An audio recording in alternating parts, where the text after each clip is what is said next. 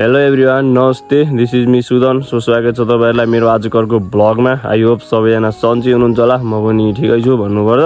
So अनि के छ तपाईँहरूको, मेरो चाहिँ यस्तै नि हो, गाई बाख्रा हेर्ने, घाँस काट्ने गर्दै दिनहरू गइरहेको छ। सो अनि म चाहिँ आज पनि गाई बाख्रा लिएर आइसकेको छु फेरि। अनि गाई बाख्रा चाहिँ यतादेखि उता गइसकेँ। अनि नाम्लो जिरो चाहिँ यहाँ चाहिँ घाँस पनि काटेर लानुपर्ने छ आज चाहिँ। अनि त्यही हो, हिजो चाहिँ पानी आइरहेको थियो, आज चाहिँ मिठो मिठो मिठो घाम लागिरहेछ है, देख्न सक्नुहुन्छ टक्क लाएर। अनि त्यही नै हो। सो गाइज, अनि हिजो चाहिँ लगभग 5-6 महिनापछि पानी आयो नि त। अनि त्यो पानी आइसकेपछि जुन आजभोलि त धुलो उडिरहेको हुन्छ अब हिउँद मासमा। अनि त्यसपछि त्यो धुलोहरू मरेर अनि आज चाहिँ घाम लागिरहेछ भने एकदम बवाल देखिरहेछ कि ठाउँ चाहिँ देख्न सक्नुहुन्छ। यस्तो क्लियर आइरहेछ नि होइन। अनि यो साइडतिर चाहिँ यस्तो छ, यो देख्न सक्नुहुन्छ। अनि त्यही नै हो। अनि गाई बाख्रा चाहिँ यतातिर चढ्दैछन्। अनि एकछिनमा चाहिँ अब घाँस पनि काट्नु पर्ने हुन्छ। अनि घाँस काटेर टक्क घर लगेर जाने अलिबेरका। अनि त्यही नै हो, अब हेरौँ के हुन्छ अलिबेरसम्म है त। सो गाइज, अनि अहिले चाहिँ 11:30 भइसक्यो। अनि म चाहिँ घाँस काटेर भारी पनि हालिसकेँ, देख्न सक्नुहुन्छ। अनि यसमा चाहिँ खन्नु अनि कोइरालो काटेको छु। अनि गाई बाख्रा चाहिँ यता उतातिर यहाँ मुनितिर चढ्दैछन् यतातिर। अनि त्यही नै हो, अहिले चाहिँ घामले पोलिरहेछ, पानी तिर्खा पनि लागिरहेछ। अनि अब चाहिँ पोलतिर पानी खान गएर अनि आएर अलिबेरमा लैजानु पर्ने हुन्छ 12 बजीतिर। अनि सो यस्तै नै हो है। सो अनि तपाईँहरूले अहिलेको चुनावमा भोट चाहिँ कसलाई दिने विचार गर्नुभएको छ, यसो कमेन्ट गर्नु होला भन्छु। अनि म चाहिँ के भन्छु भने, सकेसम्म मासु र भात अनि 2-3 लिटर पेट्रोलमा चाहिँ नबिगाउँ होइन। यदि कसैले बाँडिहाल्छ भने पनि, तर त्यो कुराहरू खाए पनि युज गरे पनि, तर भोट चाहिँ राम्रो मान्छेलाई दिनुपर्छ एकचोटि। सकेसम्म राम्रो चुज गर्ने प्रयास गर्नु होला भन्छु।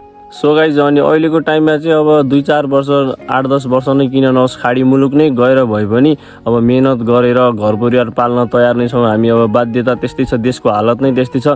तर पनि अब म चाहिँ के भन्छु भने, 8-10 वर्षपछि यो क्रम जारी नहोस् कि खाडी मुलुकमा बाध्यताले लाखौँ युवाहरू विदेशी नपरोस्, अब चाहिँ नेपालमै केही होस् भन्छु। अनि मेन कुरा भनेको अब यसमा सरकारको हात हुन्छ र माथिबाट अब सरकारले नै भ्रष्टाचार घुसखेलको कुराहरू गरिराख्यो भने जनताहरू बाहिरिनुभन्दा अरू केही उपाय नै हुँदैन। र अहिलेको टाइममा देश बनाउन हामी जनताको पनि ठुलो हात छ। अनि हामी चाहिँ कस्तो मान्छेलाई सत्तामा पठाएर कस्तो मान्छेबाट आश राख्छौँ देश बन्नको लागि भनेर त्यो कुराहरू पनि भर पर्छ।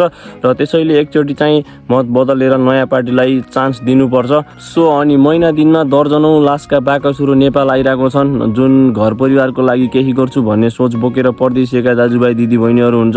र त्यो लास बाकसमा फर्किँदा इमेजिन गर्नु न, यस्तो सोच्नु त त्यो घर परिवारमा के बित्छ होला। अनि हुन त अब यो कुराहरू धनी मान्छेहरू नेताहरूले अब आफ्ना छोराछोरी गुमाउनु परेको भए पो यो कुराहरू थाहा हुने हो त। अब उनीहरूले त आफ्ना छोराछोरीहरूलाई पुर्याउनुसम्म पुऱ्याएका छन्, जनताको पैसा खाएर ढुकुटी सबै रित्याएर। अनि उनीहरूलाई त्यो कुराको फिल त कहाँबाट हुन्थ्यो र। सो अनि अर्को कुरा चाहिँ, अब हाम्रो गाउँघरमा बाजे बोइ अङ्कल आन्टी प्रायः हाम्रो आमा बुवाहरू हुनुहुन्छ नि, र उहाँहरूले भन्छ म पहिलादेखि काङ्ग्रेस हो, म जमानादेखि एमाले हो, मैले भोट नयाँ अरू कसैलाई दिन्न, म त्यसैलाई नै दिने भन्नुहुन्छ नि। म यति भन्छु, तपाईँहरूको उमेर गइसक्यो त्यही पुरानो पार्टीलाई हेर्दा हेर्दा। अहिले तपाईँको छोरो कुन खाडी मुलुक कुन ठाउँमा पनि हुनुहुन्छ होला, कोही जाने सोचमा हुनुहुन्छ होला। तर म यति भन्छु कि भोलिको दिनमा तपाईँको छोराहरू पनि त्यो बाकसमा नफर्केला भन्न सकिन्न क्या। त्यसैले अलिकति सोच परिवर्तन गर्नुहोस्, एकचोटि नयाँलाई पनि चान्स दिनुहोस्, भोट परिवर्तन गर्नुहोस्। अनि तपाईँहरूले यत्रो वर्ष एउटै पार्टीलाई भोट दिँदा पनि त के नै भएको छ र, एकचोटि नयाँलाई चान्स दिएर हेर्नुहोस्।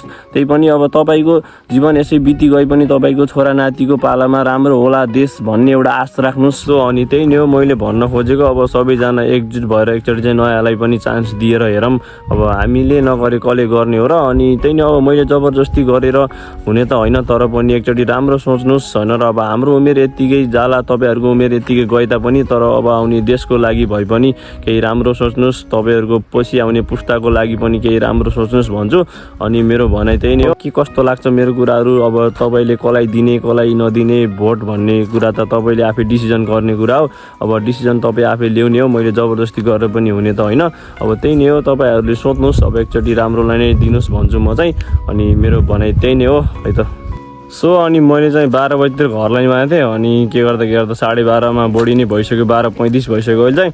अनि गाई र बाख्रा चाहिँ उहाँ माथि निक्लिसके देख्न सक्नुहुन्छ घर जानलाई। अनि घाँस चाहिँ यहाँ छ। अनि अब चाहिँ लगेर जानुपर्ने हुन्छ ल। त्यही नै हो, अब चाहिँ फेरि घर गएर भेटौँला के हुन्छ घरतिर है त।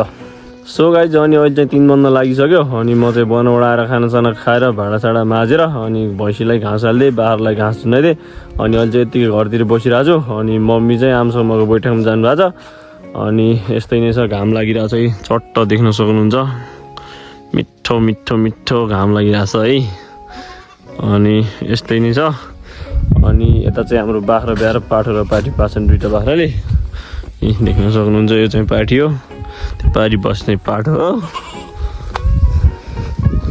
अनि यस्तै नै छ भर्खरै घाँस न फेरि खाएर सकिसक्यो यस्तो गाह्रो छ कि घर बस्न पनि ऐन भर्खर घाँस भइसक्यो खाएर अनि अहिले चाहिँ 6 बजिसक्यो अनि म चाहिँ दिउँसोभरि अब मिल चलाएर बसेँ आज अनि बेलुकामा चाहिँ अनि पाठसाठा खोर्ने बढार्ने त्यस्तै कामहरू भयो अनि यो गर्दा गर्दै आजको दिन पनि बितिसक्यो अनि अहिले चाहिँ पुरै अँधेरो हुन लागिसक्यो देख्न सक्नुहुन्छ यस्तो भइसक्यो सो अनि त्यही हो आजको भिडियो छोटो लामो जस्तो भए तापनि कमेन्ट गर्न नबिर्सनु होला आफ्नो प्रतिक्रिया दिनु होला भन्न चाहन्छु अनि त्यही नै हो आजको लागि यति नै थ्याङ्क्स फर वाचिङ माया छ सबैजनालाई है त।